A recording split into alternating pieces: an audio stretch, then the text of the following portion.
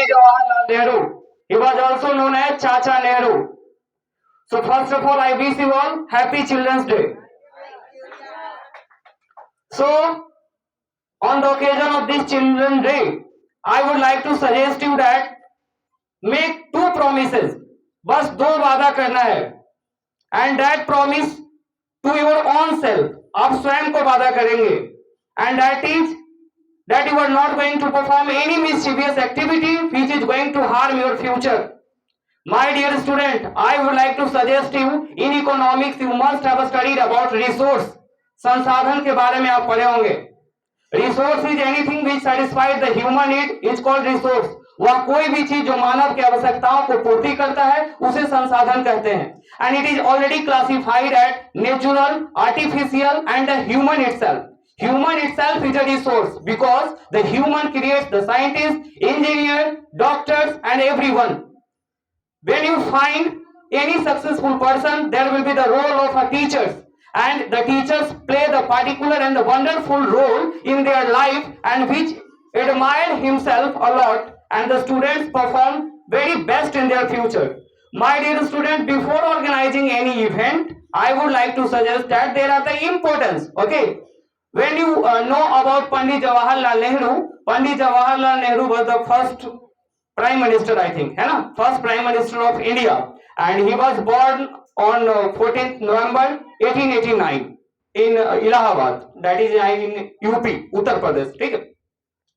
सो देखो हम क्या बताना चाह रहे हैं एक्चुअली में कि जो भी मतलब जो भी है जिनके लाइफ से हमें इंस्पिरेशन मिलता है, जो प्रेरणा का स्रोत है, जो हमें अपने जीवन में लागू करना चाहिए, कहीं ना कहीं उसका एक इंपॉर्टेंस रोल होता है. ठीक है ना.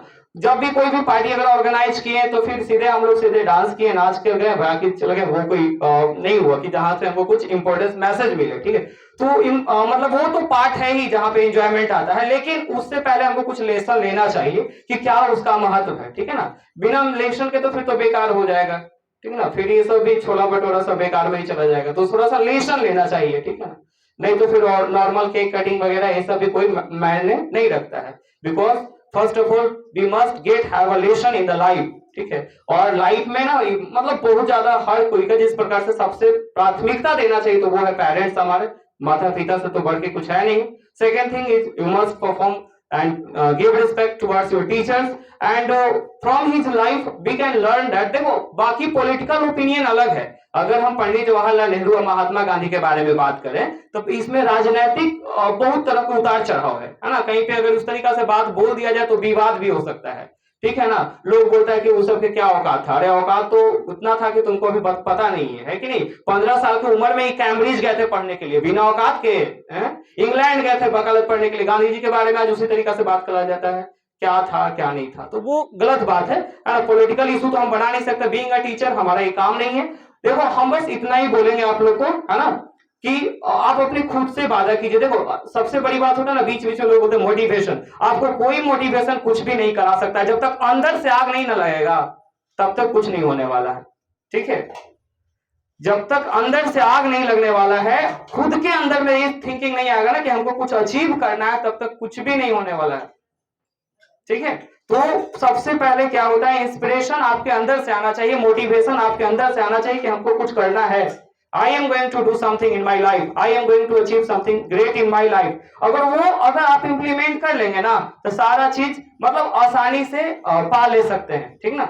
ना संघर्ष ना तकलीफ, ना संघर्ष ना तकलीफ तो क्या खाक मजा है जीने में. और पत्थर भी कट जाते हैं, गुफा भी टल जाते हैं जब आग लगी है सीने में. तो सबसे पहले ना आग लगाना चाहिए तुम लोग को सीना में. ठीक ना. अभी ना कि सलाई बार लेंगे वो नहीं, है ना. कुछ कर जाने का जुनून होना चाहिए. समझ में आया. जुनून पैदा करो, उसके बाद ऑटोमेटिक तुमको ना अचीव करने के लिए फिर मजा भी आएगा लाइफ में. ऐसे कुछ भी नहीं है ना. अभी तो सबसे बेस्ट इंस्पिरेशन होना चाहिए क्लास 10th वाले के लिए, because their exams are on head, है ना. एकदम काउंटेड लिस्टेड कुछ दिन बचा हुआ है. सो मोस्ट प्रोबेबली एक ही सजेशन देना चाहेंगे कि जो भी है ना, अभी भी समय बचा है.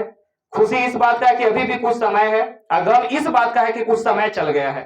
ठीक है ना. लेकिन समय रहते तय कर लो कि क्या करना, नहीं तो समय ऐसा तय कर देगा ना कि कल होकर के सिर्फ खाली दिखाने के लिए बचेगा.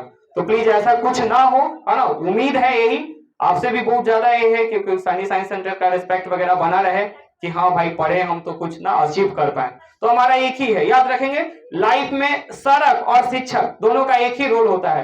सड़क इसी प्रकार से जितना भी सवारी यात्रीगण होता है ना उसको मंजिल तक पहुंचा देता है, और टीचर का भी यही होता है, पढ़ा लिखा करके ना ये ब्लैक बोर्ड पे कितना का फ्यूचर लिख करके कहां से कहां उसको पहुंचा देता है, ठीक ना। बाकी टीचर स्वयं जहां का जहां रहता है। तो प्लीज आपसे मेरा यही रिक्वेस्ट है कि जो भी पढ़ाया जाता है, जो भी गाइडलाइन आपको पेरेंट्स प्रोवाइड करवा रहे हैं, जहां भेज रहे हैं आपको उचित जगह पढ़ने के लिए, तो आप उसका सदुपयोग कर करके ना उनका बेनिफिट जरूर दीजिए, ठीक है।